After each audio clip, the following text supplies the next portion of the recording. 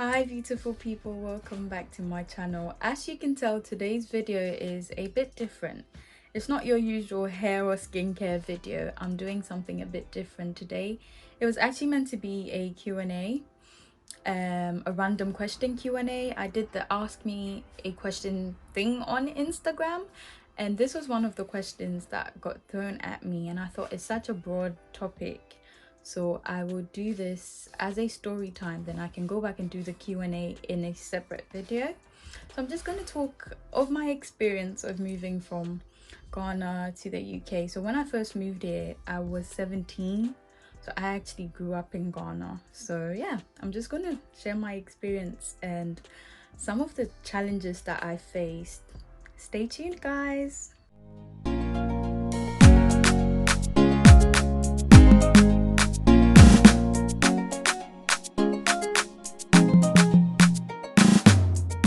Okay guys, so let's just get straight into it. Yeah, so I'm gonna give you guys some background information. So I actually grew up in Ghana, like I said before. I moved to England when I was 17, and yeah, I did my primary school in Kumasi and my secondary school as well. I went to Hilltop and I went to St. Monica's. So I think I left in my second year of secondary school. So secondary school is sort of like an equivalent to college in England. I think the only difference is, so from secondary school in Ghana you go to uni, same with college here, but secondary school is 3 years in Ghana, whereas college is usually 2 years for A level. So yeah, anyway, so we moved, by we I mean my family and I moved to the UK in 2013, which was about 7 years ago. Yeah, so we moved to Eastbourne, and before we moved to Eastbourne, we just looked on the internet for, like, we looked at 3 different towns, and I was like, oh, I like the one with the pretty flowers, and that wasn't even Eastbourne. So my mom wrote like the names of these 3 towns down in a paper, folded it, and we all had to like pick, and majority won. So I think majority of us picked Eastbourne, so we moved to Eastbourne. Yeah, and I started college when I moved here. So this was where the biggest struggle was. When I first moved, they didn't take my qualifications from Ghana. They don't always accept it. They kind of just like, they find a way to check if it's the same as the one here and stuff like that, but there was just so many questions and so many things that they wouldn't take my qualification. So I had to redo my GCSEs and go on to do A level before I went to uni. So with GCSEs, I was enrolled really late as well, guys. So I couldn't even do like 5 GCSEs in one go and just move on to A levels. Because I was enrolled late, there was only a few courses I could do at that time. So I did them. Then the year after, I went on and did more GCSEs so that I could then move on to do the A levels. And from A levels, I went to uni.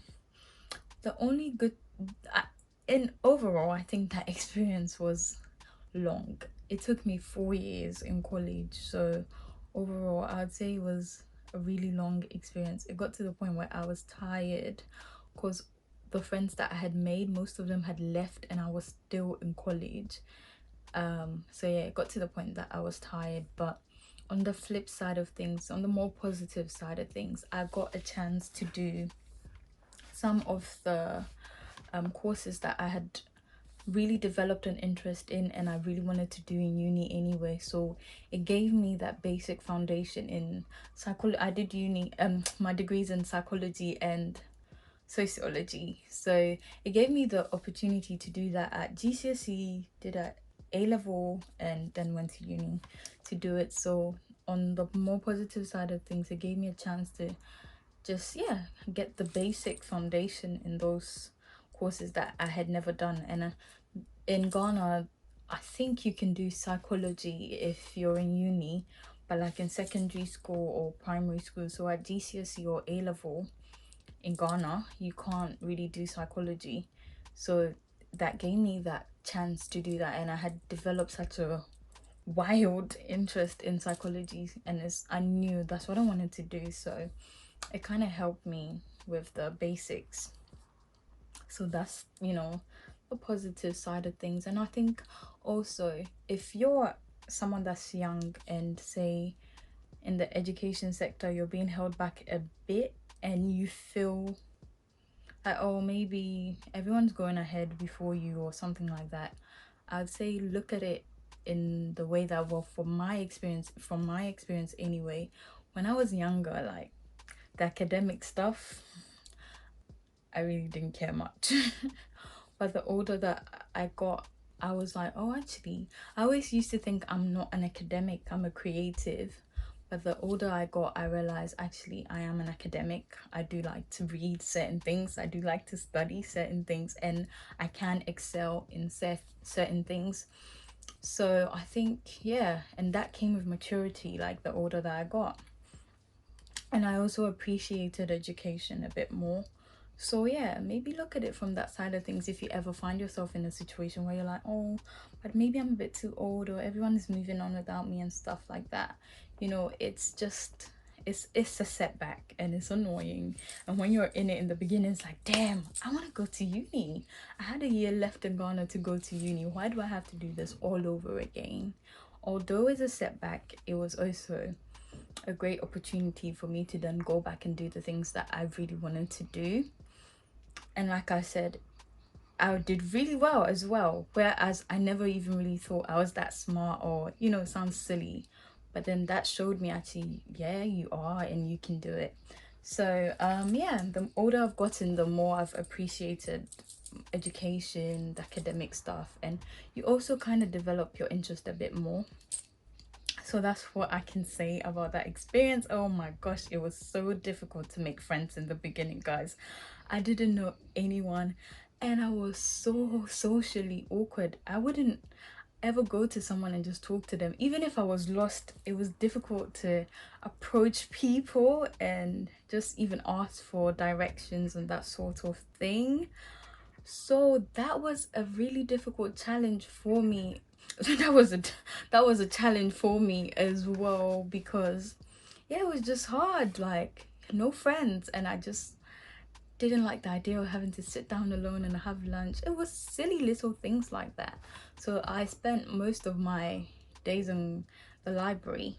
But then as time went on, like things are getting lost so much. You get lost so much when you move to somewhere new. You get lost so much. You don't know how the buses work. Even sometimes when you figured out how the buses work, you can still get lost.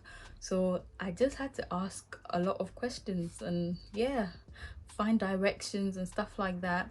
So I started approaching people, which was something that was way out of my comfort zone. I was not used to it, I didn't like it, and I just didn't want to do it, but I had to get on with it. And at that time it seemed really challenging, but then it also really helped with like my communication skills. And now I made friends. Of course, I made such good friends. It got to a time I'll just go into the cafeteria and just chat to people, and I made friends, and it made me really confident in approaching people, which was something that I never even thought I could do. Like, nah, I don't want to talk to anyone new, that sort of thing. And that has really equipped me, because that's like a life skill. It's good. And now there's no one I can't approach. I would just go up to anyone and talk to anyone. If I have to, I would do it. So yeah, that was one of the things that I think I learned from that challenge in general. I think stepping out your comfort zone, you know how they say stepping out your comfort zone helps you grow? It's really true. It's challenging, it's uncomfortable, but you grow, you really grow. Guys, there was one time a bus that I had gotten so many times, a bus route that I had gotten so many times, I got wrong. Simply because I learned really quick that, sometimes the bus will say it's going somewhere, and maybe sometimes it hasn't just changed the location over. So there was a day I was in a rush to get home. Winter time is getting cold, cold and I'm not used to this cold. I just want to go home and rest and wrap up warm. And I think I was just in a rush to get on the bus. So I saw the bus on the opposite side of the road, which is not usually where I get it from, but then it said it was going to my location. So I was like, let me go. Me, I'm cold. Let me just go. I want to get home. I just walked, tapped my card, went into the bus. And it was December time, around Christmas time. So everyone had like decorated. Some people really go all out with the house decorations at the front and stuff like that. So I sat in this bus and I thought, you know what, it said it's going there, so it's going there. But then I think I was so distracted by the decoration. Hey, you see Father Christmas here, you see reindeer here, you see all the bright colors. People have gone out and decorated their houses. You're like, wow, admiring. 20 minutes in, I was like, I can't recognize this route. Am I lost? Half an hour in, I was like, this can't be right. I ended up in Poorgate. I live in Eastbourne. That's a whole different town. I ended up in Poorgate. I was freezing. I was hungry. And you know, in small towns, the buses don't come after a certain time. It doesn't come to like an hour, once every hour. So I then had to wait like an hour for the next bus, which took a while to get me home as well. I think I had to get somewhere and change for another. I finished college at 5. I got on that bus maybe 5:15. I got home at 9. I was freezing, I was hungry, and I had had enough. And this is something that I had done so many times, and that was something I had to quickly learn. Like, you know, these buses, apparently the thing sometimes doesn't change, and it's just challenges, little things like that. And although I speak English, there was a language barrier because an accent. I have a Ghanaian accent, and sometimes you'd say something and it's like people don't get what you're saying, and they will repeat it. I'm like, yes, that's what I said. We said the same thing. You telling me you don't understand me or what? You'll be saying the same thing and it's like, oh, they don't get it. They don't get it too. It was just frustrating sometimes. Yeah, so it was just little things like that. You know, sometimes it's like terms that people use, like British, is it jargons or whatever that people will use, and I'm like, what are you trying to say? Because I don't understand you. I mean, I don't know what you're saying. Like, speak English, because I don't get it. So it was just things like that. And the weather, I just wasn't used to wearing like restricting clothes. You wear flip-flops, your sandals, and now you have to pack and pack and pack. The layering that you will layer. If you don't check the weather and you make the mistake of just walking out, you come back wet, cold, and sick. So it's just things like that were a real struggle. It's like, or sometimes even you check. I had to learn that, you know, check the weather before you get dressed and go out. But then sometimes even the weather people, they get it wrong. They get the weather wrong. It's meant to be, maybe it's meant to be cloudy but no rain.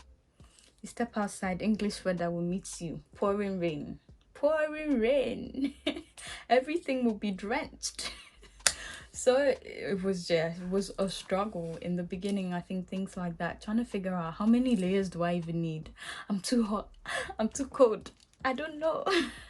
So it was things like that. The education aspect, making friends in the beginning, that language sort of barrier, the weather, English weather. I remember that summer that we moved here, I was asking my auntie, I was like, it looks like it's gonna rain. She said, no, it's just cloudy. I was like, how do you know it's gonna rain? In Ghana, when it's cloudy, it rains. It was something like, I was like, you sure it's not gonna rain? It looks like it's gonna rain. I think it's gonna rain. And I was just so shocked at the fact that it looked cloudy and it didn't rain. Then there would be times where the sky is just clear, everything is clear. And she told me, always carry an umbrella around. And I thought, why? The sky is clear. It will rain and you'll get wet. Listen to your elders, because it will rain and you will get drenched. So it was, yeah, just things, little challenging, annoying, frustrating things like that. What else can I say? I'm just going to check my bullet points real quick. Yeah, and I think it's just getting used to things, um finding where things are, even things like just finding the shop that sells African food bits that you can go home and make your own. It's even hard. You'll be eating chicken and chips and rice and chicken and chips and potatoes and all of this for a very long time before you find everything. I think if you live in like the bigger cities like London and stuff, that there's more black people around, you have access to more stuff like that.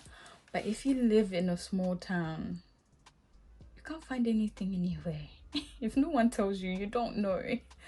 And it was things also like things like braiding hair. You go and get braids and it's like 90 pounds, 75 pounds. No, I learned very quickly that I'm gonna do my own braids because I don't have 90 pounds. It was just too much, like 90 pounds to braid my hair. Whereas things like that in Ghana, you have such an easy access. You just go, and it's not like the price won't break the bank. You won't go bankrupt just from getting braids. So yeah, it was just things like that, frustrating things like that here and there, that was really challenging. But overall, all I can say is it's been, I felt like sometimes I had to work overtime, like mentally. I had to work overtime in the sense that I had to always be sharp. I had to always be on it because I'm trying to figure out where I'm going. I'm trying to figure out what's going on. I just don't know where I am, what's going on, nothing. You just have to be really sharp and you have to pick up things really quickly. And yeah, when you don't know, you're alert. So your brain does work over time. You're always trying to figure something out.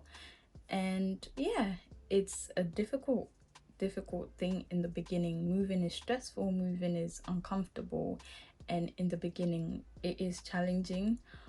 But like I said, like stepping out your comfort zone, anything like that, it just equips you.